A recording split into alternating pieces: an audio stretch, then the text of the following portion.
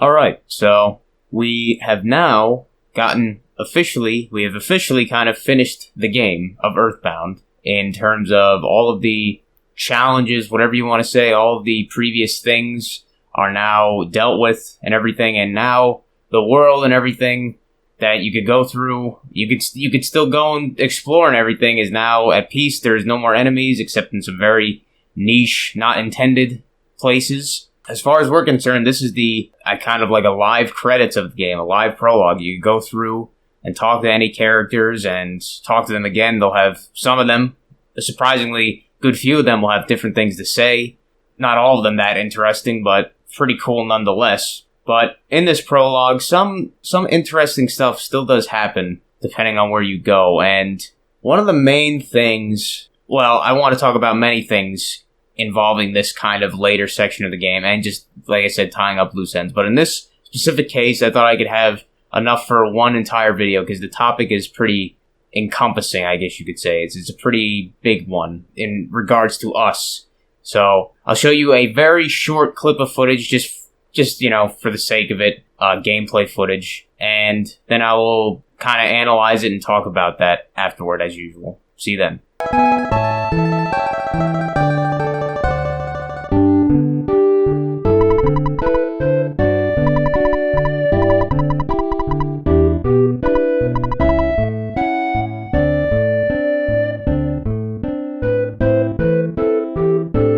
Alright, so as you just saw, at the end of this, Ness is asked by Paula to basically escort her back to her house in Tucson. And Jeff and Pooh, they go off and say, well, at least Jeff says that he's going to now do stuff with his dad, Dr.Andonuts, after all this is done. And Pooh says he's going back to Dalam to use what he has experienced to better lead or take care of his country and everything like that. So then it just kind of, in this case, leaves Nessa and Paula just asks Ness, hey, can you escort me back home? That'd be nice. And thing is, you say yes. As you could bring her along anywhere, but you could bring her to Tucson, whatever. But when you finally bring her back to her house, she says something basically becoming, we had to go back to being normal kids again or whatever, and if you talk to her again, she basically tells you, Ness, that he should go back home. I'm sure his parents are sick about him, they have to go back to being normal kids. Just this idea in general, I was like, you know what, I think this is something worth talking about because I think it's mentioned very often by people within this community or whatever, if they're being,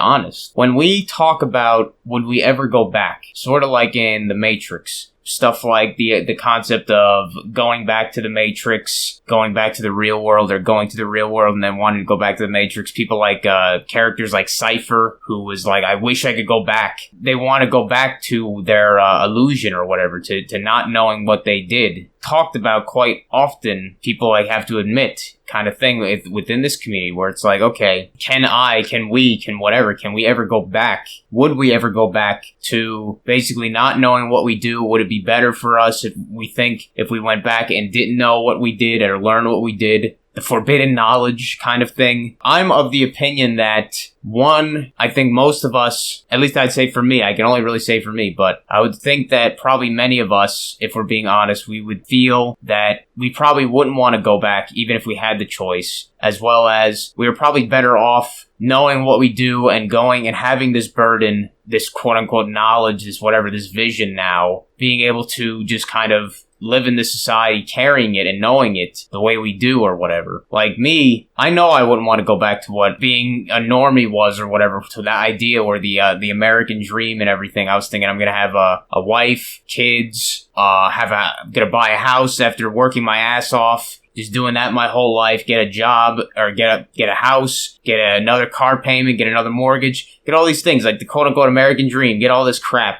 I know for myself, at least, I would never want to go back to that mindset or thinking like that, whatever. Being in that kind of state where that was like the end-all be-all accomplishment was going through this kind of reality that way and that sort of thing. But then you also kind of realize with that, I don't think any of us could ever, even if we wanted to, kind of go back. Like, what has been seen cannot be unseen. That kind of term. Like, we have seen the fakeness for what it is. We've seen the falseness of this place for what it is. And end of the day, we can never really go back to not knowing that or being blind to it or whatever. Like, I could never watch TV again and ever take it seriously or something like that. I could never look at it and be like, oh my God, I gotta be worried. I gotta be scared about what is being said here. I could never do that again. I would always look at it and like laugh at it like it is like a comedy. So many other things, like all these other events that happen, I could never really take them seriously anymore. Just my viewpoint has completely changed from that, where it is impossible for me to go back to what I once viewed, my perception, what it was before. I can see new things. Like when I listen to music now, when I listen to music, when I watch a video, when I watch movies or whatever, when I look at video games and these sort of things, I can't turn that off anymore. I can't not see it. When I listen to a music and I hear the lyrics, I can't not see stuff like synchronicities. I can't not see stuff like hidden truth within it. Just like in that movie, They Live, the glasses are now permanently on. I cannot unsee the illusion. I cannot unsee the fact that it is an illusion. I cannot unsee the truth behind it, behind the mask, the facade. And I think most people within this community could kind of, if they're being honest, relate to that feeling. Like you cannot unsee what has been seen. Your perception cannot go backward to what it was previously. You cannot be fooled by the illusion anymore, even if you wanted to be. If you wanted to see, just like when you look at an image, one of those like tricky eye images where it's like it could be one thing but then it's another. If somebody tells you what it looks like, or like what it kind of it looks like to them, and then you start looking at it and then you see that, it's pretty hard to unsee that afterward. Like, it is very difficult to not see, I don't know, the skeleton or some crap in a picture, or the dog or something like that, or the face within something you didn't see before until it was like brought up to you, until it was brought into your perception, that it's like impossible to not see it again. And with this, where she's saying that we have to just go back to being normal kids, like, just imagine that. Just imagine like the impossible kind of futility or the naivety of that statement almost. Like, you know, Paula, we've gone through all of this stuff.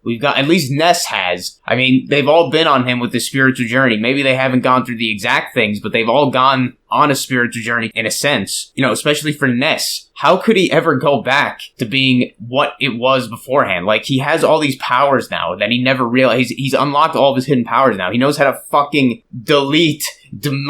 demolish things with psionic energy. He knows how to create protective shields around himself and others. He knows how to put people to sleep, or parties to sleep, whole like groups to sleep. He knows how to paralyze things. He knows how to do all this stuff. And to be expected, yeah, it is very similar to that idea with that movie, The Incredibles, where they're expected to stop being superheroes, these things that they've had since they were born, that they've innately realized and everything like that about themselves. Now they're expected to just go back to, or to go to living normal lives, quote unquote normal lives that everyone else is living. Same shit with the X-Men, I think, probably mentioned, with all that. That's always brought up. At least in that case, Mr. Incredible, he didn't want to go back to being, he didn't want to go to being normal. He still wanted to be able to be true to himself and use his powers like he wanted to. Use them like he knew he had. And in this case, like, I would think that Ness, after all this stuff, like, he would go to school or something like that, and to be told, after I've done all this shit, really, I'm gonna have to go back to the fucking schools? Like, really? I'm gonna have to do all this bullshit that I know is bullshit now, after realizing all this stuff. I'm expected just to,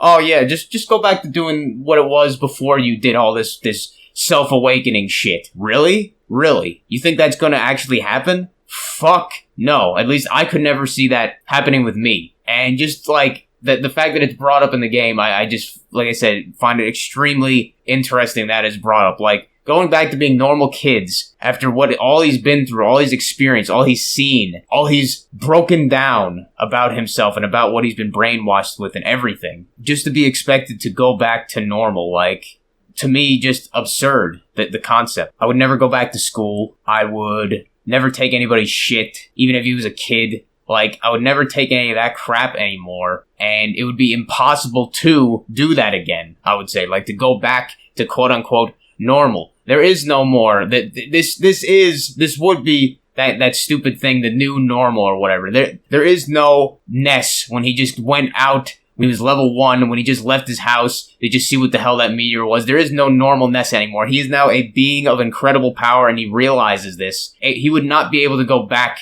to that quote-unquote previous normal. That is impossible. At least, in my opinion, that this would be impossible if I was in that circumstance. It's like, there's no way, just like Ness, just like us, just like Mr. Incredible, just like all these other characters and everything, after what we've seen, we cannot go back.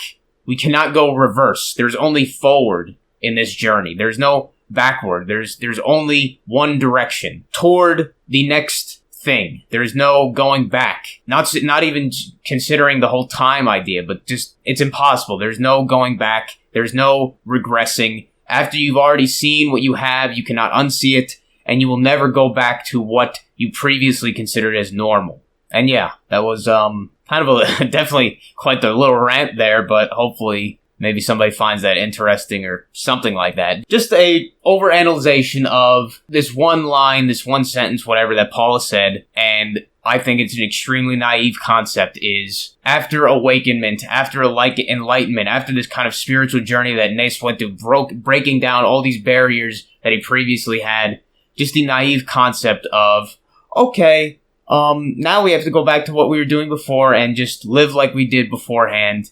It's going to be the exact same, back to the old normal, or whatever the heck that means. No, that is, as we've seen, I think personally, and as I'm sure she really would know deep down in her, there is no going back to that. This journey, there's only forward. There is no going back. And after you've seen, you cannot unsee. But, as usual, I will continue on this kind of thing with this tying up loose ends, but I found this specific thing very something I had much to say about, I guess, specifically. So, as usual, thanks for watching, and I will see you next time.